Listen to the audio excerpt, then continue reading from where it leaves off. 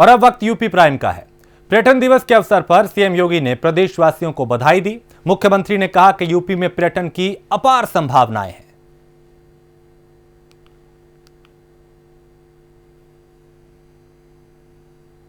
मैं पूरे प्रदेशवासियों को हृदय से बधाई देता हूं। इस वर्ष का विश्व पर्यटन दिवस का जो थीम है और टूरिज्म एंड रूरल डेवलपमेंट, यह है।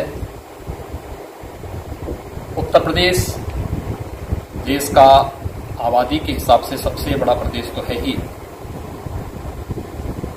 मेरा मानना है कि पर्यटन की संभावनाओं की दृष्टि से उत्तर प्रदेश में अनंत संभावनाएं हैं। हमारे पास यहाँ पर न केवल रिलीजियस टूरिज्म के लिए भी तो इको टूरिज्म के लिए भी अपार संभावनाएं हैं। मुझे प्रसन्नता है कि आज गोरखपुर में वन विभाग के द्वारा इको टूरिज्म को लेकर के एक डॉक्यूमेंट्री भी जारी की गई है। अगर हम उत्तर प्रदेश के अंदर देखें तो बहुत सारे ऐसे स्पॉट हैं जो इको टूरिज्म की दृष्टि से डेवलप किए जा सकते हैं। गोरखपुर में भी जो एक प्राकृतिक झील है रामगढ़ ताल, इसके अलावा गोरखपुर में बुढ़िया माई का स्थान है। उसके आसपास का जो फॉरेस्ट है पहले से ही बहुत समृद्ध रहा है इको टूरिज्म की दृष्टि से। महाराजगंज में लहड़ा देवी के स्थान और उसके आसपास का जो क्षेत्र है, उसके अलावा 428 वर्ग किलोमीटर के एक विस्तृत भू क्षेत्र में फैले हुए गंडक नदी का जो पश्चिमी छोर है, जनपद महाराजगंज में सोगी वर्गवा वन प्रभाग के रूप में इको टूरिज्म का एक बहुत बड़ा सेंटर है। लखीमपुर खीरी में चूका और चंदौली केंद्रप्रभा वन प्रभाग का भी क्षेत्र इको टूरिज्म की दृष्टि से बहुत समृद्धशाली है। ऐसे ढेर सारी संभावनाएं पूरे प्रदेश के अंदर इको टूरिज्म की दृष्टि से विकसित होती हैं। टूरिज्म का मतलब केवल एक पिकनिक स्पॉट नहीं है, ये हमें प्रकृति के नजदीक तो ले ही जाता है, लेकिन रोजगार की भी ढेर सारी संभावनाओं को आगे बढ़ाता है। और इसीलिए इस बार का थीम भी टूरिज्म एंड रूरल डेवलपमेंट के साथ जुड़ा गया है। मुझे विश्वास है कि आज विश्व पर्यटन दिवस के अवसर पर गोरखपुर और पूरे प्रदेश के अंदर ग्रामीण क्षेत्र में पर्यटन की अनंत संभावनाओं को आगे बढ़ाने की दृष्टि से और इसके माध्यम से रोजगार उपलब्ध कराने और आदरणीय प्रधानमंत्री जी के आत्मनिर्भर भारत के अभियान को आगे बढ़ाने की दृष्टि से यहाँ पर आज गोरखपुर के वन विभाग के द्वारा जो एक डॉक्यूमेंट्री प्रस्तुत की गई है, एक सराहनीय पहल है। मैं इस पूरे अभियान के प्रति अपनी शुभकामनाएं व्यक्त करता हूं और विश्वास करता हूं कि हम लोग इस क्षेत्र में पर्यटकों को अधिकाधिक मात्रा में आकर्षित करने की दिशा में एक प्रयास प्रारंभ कर सकें। वन विभाग है, पर्यटन विभाग है और भी अन्य संबंधित विभाग मिलकर के अगर इस अभियान को समेकित दृष्टि से आगे बढ़ा सकेंगे, इसके बहुत व्यापक प्रभाव सामने आएंगे। मैं विश्व पर्यटन दिवस के अवसर पर सभी प्रदेश के नागरिकों को अपनी शुभकामनाएं देता हूं और विश्वास व्यक्त करता हूं कि उत्तर प्रदेश में छुपी हुई पर्यटन की अपार संभावनाओं को हम आगे बढ़ाने में अपना योगदान देंगे। आम आदमी पार्टी के सांसद और उत्तर प्रदेश के प्रभारी संजय सिंह ने प्रदेश की योगी सरकार पर जातिवाद के गंभीर आरोप लगाए। संजय सिंह ने आज प्रेस कॉन्फ्रेंस करके योगी सरकार पर एक के बाद एक कई हमले किए। अलीगढ़ चंद्रभूषण सिंह डीएम, ठाकुर एटा सुनील कुमार सिंह एसएसपी, ठाकुर कासगंज चंद्र Prakash Singh DM, Thakur Prayagraj KP Singh ji IG range. क्योंकि मैंने एक सर्वे कराया था और उस सर्वे में मैंने पूछा था योगी सरकार जातिवादी है कि नहीं, योगी सरकार ठाकुरवादी है कि नहीं, और 63% लोगों ने कहा था योगी सरकार जातिवादी है। 29% लोगों ने कहा था जातिवादी नहीं है। बाकी लोगों ने अपनी राय देने से मना कर दिया था। और यह सर्वे कराने मात्र से योगी जी ने मुझे देशद्रोही घोषित कर दिया और मेरे ऊपर देशद्रोह का मुकदमा लगा दिया। लेकिन आज मैं तथ्यों के साथ, आंकड़ों के साथ, जानकारियों के साथ आपके सामने वो तथ्य और चौंकाने वाला तथ्य बताने जा रहा हूं जिससे आपकी ही नहीं उत्तर प्रदेश की जनता की आंखें खुल जाएंगी।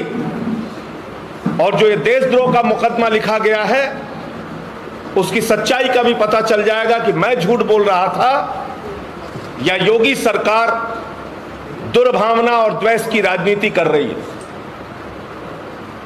मैं उन तमाम जिलों के अधिकारियों के नाम पढ़ रहा हूं जो एक विशेष जाति से आते हैं, ठाकुर जाति से आते हैं।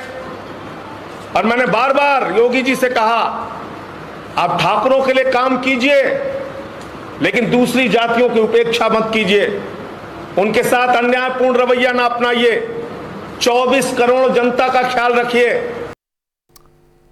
उत्तर प्रदेश में पिछले 24 घंटों में कोरोना के 4,403 नए मामले आए।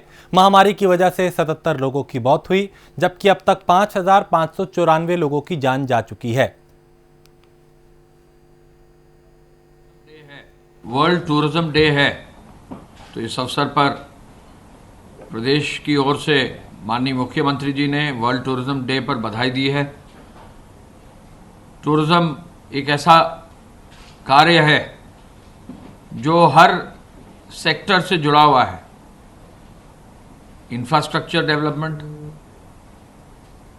हैंडीक्राफ्ट्स और पूरा उससे जुड़ा हुआ है, रोजगार से जुड़ा हुआ है, हॉस्पिटैलिटी से जुड़ा हुआ है, हॉस्पिटैलिटी सेक्टर के सभी सर्विस सेक्टर से जुड़ा हुआ है, ट्रांसपोर्ट से जुड़ा हुआ है। तो ऐसे में आज वर्ल्ड टूरिज्म डे पर माननीय मुख्यमंत्री जी द्वारा पूरे प्रदेश को बधाई दी है। प्रदेश हमारा बड़ा है, टूरिज्म की दृष्टि से उसके प्रति जो कार्य प्रदेश में हुए हैं आप सबके सामने है। आज गृह विभाग की सूचना के अनुसार, पुलिस की सूचना के अनुसार कुल 2,30,403 एफआईआर धारा 188 के अंतर्गत दर्ज होकर 4,34,781 लोगों को नामजद किया गया है।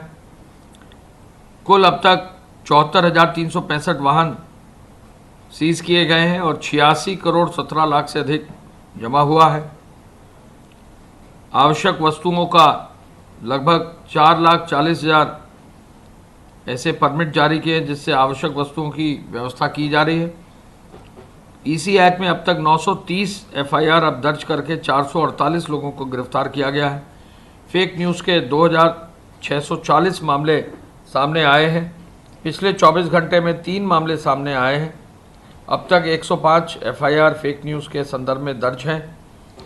अब कंटेनमेंट जोन 18,744 है, 1,198 थाने हैं, 13,38,000 मकान हैं, 74,50,000 लोग चिन्हित किए गए हैं और कंटेनमेंट जोन में 49,000 लोग जो है संक्रमित हैं जिनके उपचार चल रहा है।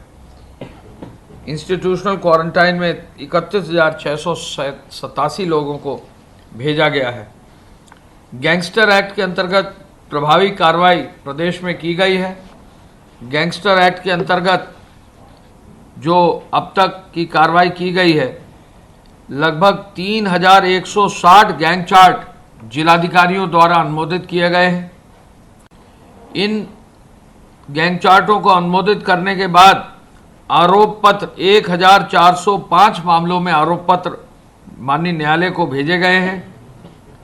इन मामलों में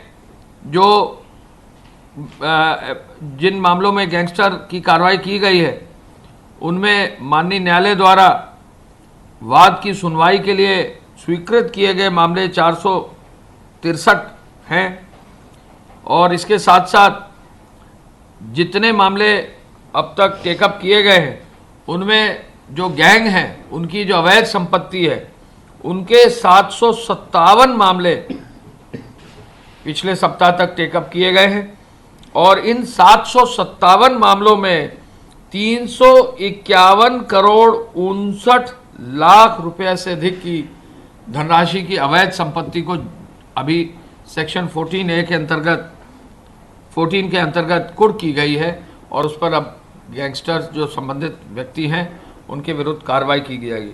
मैं फिर से कहना चाहूँगा, 351.69 करोड़ की संपत्ति जो है पुलिस विभाग द्वारा विभिन्न जनपदों में संबंधित पुलिस अधिकारियों द्वारा जिलाधिकारी की अनुमति के बाद उसको कुर्क किया गया है। आपके संज्ञान में ये भी है कि बहुत सारे माफिया, बहुत सारे इस तरह के गैंगस्टर के विरुद्ध जो कार्रवाई चल रही है, ये निरंतर एक अभियान सा चल रहा है और इस पर बहुत प्रभावी कार्रवाई आगे की जा रही है। 5,656 व्यक्ति उपचारित होकर डिस्चार्ज हुए हैं। इस प्रकार कल भी जितने नए संक्रमण आए, उनसे 1,253 लोग ज़्यादा डिस्चार्ज होकर घर गए। ये ट्रेंड हम पिछले 10 दिन से देख रहे हैं। 18 सितंबर से जो नए केसेस हैं, उनसे ज़्यादा लोग डिस्चार्ज हो रहे हैं और इसकी वजह से अब हमारे एक्टिव केसेस की संख्या घट कर के 55,603 रह गई है। अब तक कुल 3,25,888 संक्रमित व्यक्ति पूर्णतः उपचारित होने के पश्चात डिस्चार्ज किए जा चुके हैं। अब प्रदेश की रिकवरी का प्रतिशत 84.19% हो गया है, 84.19% हो गया है। संक्रमित व्यक्तियों में से कुल 5,594 लोगों की अभी तक मृत्यु हुई है। जो पॉजिटिविटी का रेट गिरा है या जो केसेस हमारे कम आ रहे हैं, ये इसके बावजूद आ रहे हैं कि हमारी टेस्टिंग नहीं घटी है। टेस्टिंग जो हम 1.5 लाख से ऊपर कर रहे थे, वो हम आज भी लगातार हम 1.5 लाख से ऊपर कर रहे हैं। तो हम एक क्लियर ट्रेंड देख रहे हैं कि केसेस की संख्या घट रही है, लेकिन यही समय सबसे ज़्यादा सावधानी का होता है। जब एक पीक आकर के एक ट्रेंड आता है, जब केसेस गिरने लगते हैं, उसी समय लोगों में एक फॉल्स सिक्योरिटी की भावना आती है। लोगों में एक ये भावना आती है कि ये अब संक्रमण समाप्त होने जा रहा है और फिर जैसे ही लोग लापरवाही करते हैं, वैसे ही फिर से संक्रमण बढ़ना शुरू होता है और एक सेकेंड वेव आता है। इसलिए इस समय प्रदेश में सभी लोगों को बहुत ज़्यादा सतर्क रहने की आवश्यकता है और जो भी संक्रमण से बचने के तरीके हैं, उनको अपनाना बहुत ज़्यादा ज़रूरी है। कल प्रदेश में 1,57,710 सैंपल्स की जांच हुई और अब तक कुल मिलाकर के 96,25,076 सैंपल्स की जांच प्रदेश में की जा चुकी है। उत्तर प्रदेश विधानसभा उपचुनाव के लिए कांग्रेस ने अपने 2 उम्मीदवारों के नाम का ऐलान कर दिया। कांग्रेस अध्यक्ष सोनिया गांधी की सहमति के बाद महासचिव मुकुल वासनिक ने दोनों उम्मीदवारों के नाम की घोषणा की। रामपुर जिले की स्वार विधानसभा क्षेत्र से हैदर अली खान और उन्नाव जिले की बांगरमऊ सीट से आरती वाजपेयी को चुनावी मैदान में उतारा है। तो यूपी विधानसभा उपचुनाव के लिए उम्मीदवारों के नाम का ऐलान कांग्रेस ने किया है। कांग्रेस ने 2 सीटों के लिए अपने उम्मीदवारों के नाम का ऐलान किया।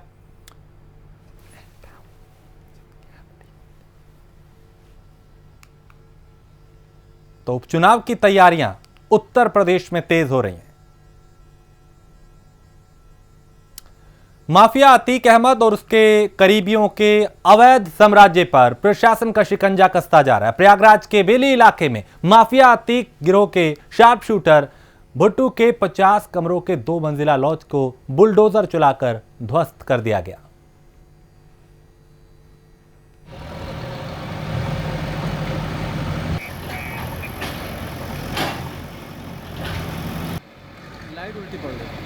ये शूटर है अतीक गैंग का, भुट्टो उसका नाम है। इसने 2 मंजिला 500 वर्ग गज में 50 कमरों का अवैध लॉज बनवाया हुआ था राजकीय स्थान की भूमि पे। तो जॉइंट कार्रवाई है राजकीय स्थान की और प्रयागराज विकास प्राधिकरण की। इसको ध्वस्त कराया जा रहा है। एक मकान और खाली कराया जा रहा है यहाँ पर। जी हाँ, जब जितना समय मिलेगा जो भी आगे भी कार्रवाई हो रही है, पूरी विधिक प्रक्रिया उसकी पूर्ण है। और ये राजकीय स्थान की भूमि है। ये लोग दुर्दांत अपराधी हैं जिनके विरुद्ध कार्रवाई हो रही है। तो इसके बाद जब समय जितना बचेगा उसके अनुसार आगे भी कार्रवाई की जाएगी। उत्तर प्रदेश में माफियाओं पर लगातार पुलिस की कार्रवाई जारी है। अंबेडकर नगर में राज्य के टॉप 10 माफिया खान मुबारक पर एक्शन लिया गया। इसके तहत खान मुबारक की अवैध संपत्ति पर बुलडोजर चलाया गया। मुबारक के गांव हरसंहार में स्थित मकान को जेसीबी से गिरा दिया गया।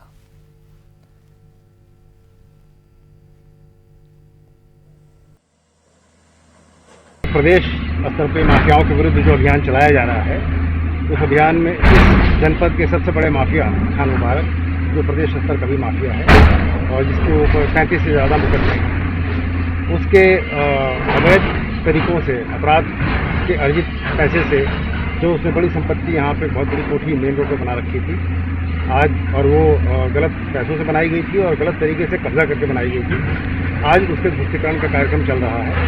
हालांकि अब तक तो करीब 8 करोड़ के आसपास की संपत्ति जब्त की जा चुकी है। 3 करोड़ की पहले जमीन जब्त की गई थी, फिर बाद में उसकी दुकानें ध्वस्त कराई गई। 20 दुकानें थी जिनकी कीमत तकरीबन 1 करोड़ 40 लाख के आसपास थी। आज ये मकान गिराया जा रहा है, इसकी भी कीमत 1 से 1.25 करोड़ के बीच में है। एक और उसका बड़ा मकान है गाँव के अंदर आबादी में, जिसको कुर्क किया जा चुका है और जिसके खिलाफ कार्रवाई करने की तैयारी चल रही है। उसकी भी कीमत कम से कम 1 से 1.25 करोड़ रुपये है।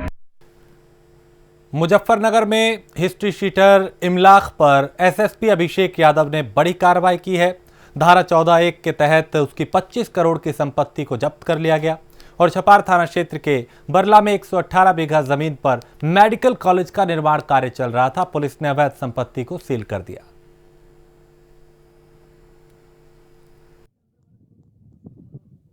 ये जनपद मुजफ्फरनगर का एक टॉप 10 अपराधी है इमलाक, जो कि क्या कहते हैं हिस्ट्री शीटर भी है थाना कोतवाली नगर से, और एक नकल माफिया सिंडिकेट के रूप में, इसने नकल माफिया के रूप में पिछले 10 से 15 साल में काफ़ी अवैध संपत्ति अर्जित की थी। 2017 में पुलिस की गाड़ियों व चीता की गाड़ियों पे भी इसने क्या कहते हैं हमला किया था। जब दबिश गई थी टीम कोतवाली नगर में, तो वहाँ पे भी पुलिस की गाड़ियों को उसके द्वारा जलाया गया था। इसके ऊपर गैंगस्टर व उसके अलावा अन्य कई मुकदमे दर्ज हैं। तो गैंगस्टर एक्ट के 14(1) प्रावधान के अंतर्गत इसकी प्रॉपर्टी को सीज़ किया गया है। इसमें 3 अलग अलग ज़मीन है जो शहरी क्षेत्र में इसकी पड़ती हैं। उसके अलावा एक ज़मीन है जिसमें इसने बाबा कॉलेज ऑफ फार्मेसी के नाम से कॉलेज और बाबा चैरिटेबल हॉस्पिटल के नाम से हॉस्पिटल ये बना रहा है। 2-4 मंजिला पूरी बनी हुई बिल्डिंग है। उसके अलावा 2 अन्य बिल्डिंग है जो अंडर कंस्ट्रक्शन है। उसके अलावा छोटे छोटे एडमिनिस्ट्रेटिव कॉम्प्लेक्सेस हैं जो अंडर कंस्ट्रक्शन है। 51 बीघे की ये ज़मीन है और उसके अलावा टोटल प्रॉपर्टी जो है वो 118 बीघे की है। ये जो इसकी लैंड है, जो इसका कंस्ट्रक्शन कॉस्ट है, जो इसने 4 मंजिला बिल्डिंग्स बनाई हैं, ये सारी चीज़ों की कीमत मिला के कुल आज जनपद मुजफ्फरनगर में इमलाक की जो है धारा 14(1) गैंगस्टर एक्ट के अंतर्गत 25 करोड़ की प्रॉपर्टी को सीज किया गया है मुजफ्फरनगर पुलिस द्वारा। रायबरेली में प्रशासन ने राजू नाम के शातिर अपराधी पर शिकंजा कसा। शातिर अपराधी द्वारा अवैध तरीके से अर्जित की गई संपत्ति को जब्त कर लिया गया। पुलिस ने गाजे बाजे के साथ संपत्ति कुर्क करने का ऐलान किया।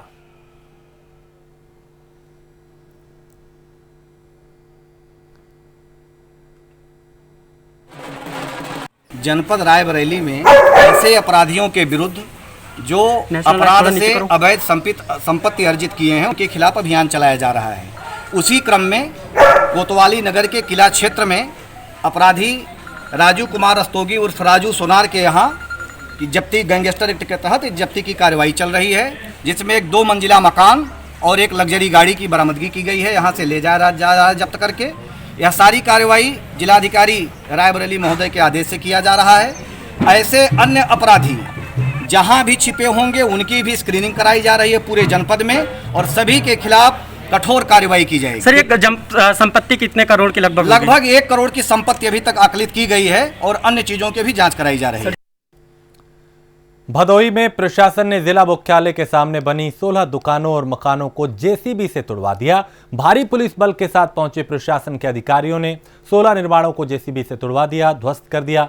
बताया जा रहा है कि कलेक्ट्रेट की जमीन पर अवैध तरीके से इन दुकानों का निर्माण करवाया गया था।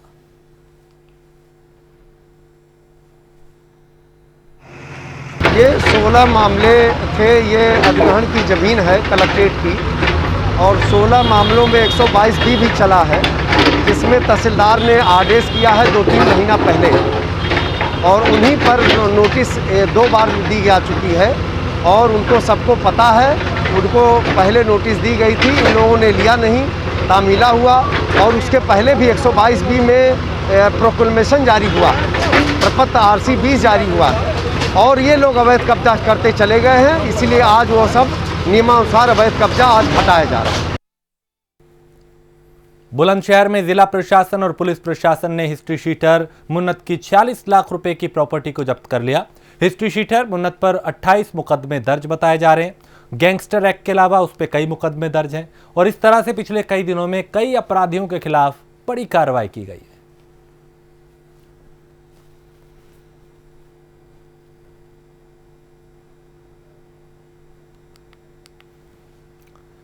हाथरस के गांव में बदमाशों ने दलित किशोरी के साथ गैंगरेप किया। बच्ची को अलीगढ़ के जैन मेडिकल कॉलेज में भर्ती कराया गया। वहीं बीएसपी के कार्यकर्ताओं ने पीड़ित परिजनों से मुलाकात की। परिजनों से मुलाकात करने के बाद कार्यकर्ताओं ने एक ज्ञापन पुलिस महानिरीक्षक के नाम ACM रंजीत सिंह को सौंपा और आरोपियों के खिलाफ सख्त कार्रवाई की मांग की है।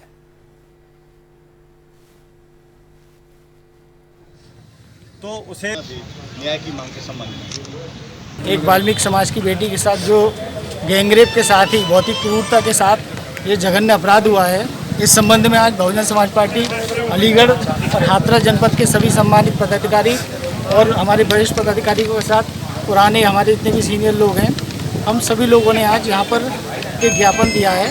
उसमें हमने मांग की है कि पीड़ित पक्ष को 50 लाख की आर्थिक मदद की जाए।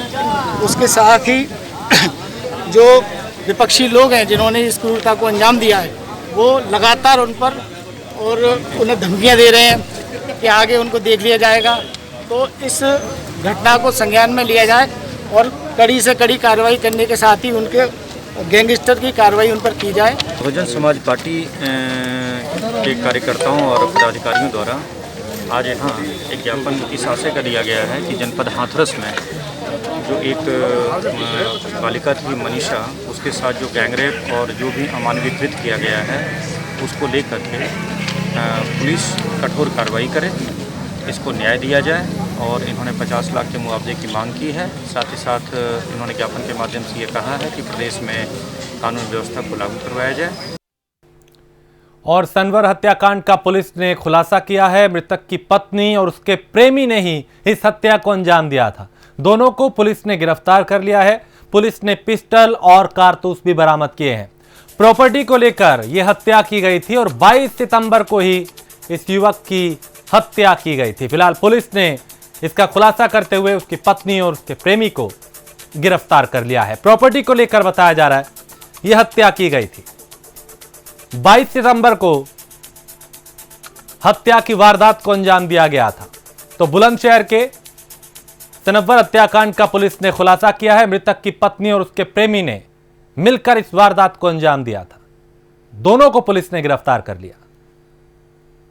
22 सितंबर को रात में करीब 9 बजे के आसपास कोतवाली देहात थाना क्षेत्र में हातमाबाद निवासी सनवर की गोली मार के हत्या कर दी गई थी।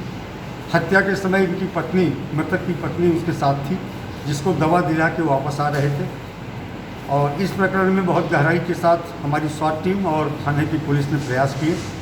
प्रयास करने के बाद बहुत सफलतापूर्वक घटना का अनावरण किया घटना के अनावरण के बाद ये बात स्पष्ट हुई कि मृतक की पत्नी शिवा जो लाइकी ऐप के जरिए अभियुक्त मुजाहिद के संपर्क में आई थी। मुजाहिद उसको अक्सर गिफ्ट दिया करता था। कुछ महीने पहले उसके घर में मुजाहिद मिलने गया था। उस समय मृतक के परिवारीजनों ने और मृतक ने उसे चोरी के मुकदमे में गिरफ्तार कराया था और दिखाया था कि चोरी करने के इरादे से गुस्सा था। लेकिन अब जाके बात स्पष्ट हुई है पत्नी शिवा से उसके इलिसिट रिलेशंस थे। और इसी के साथ इस बुलेटिन में इतना ही। देश प्रदेश की बाकी खबरों के लिए आप देखते रहिए प्राइम न्यूज़।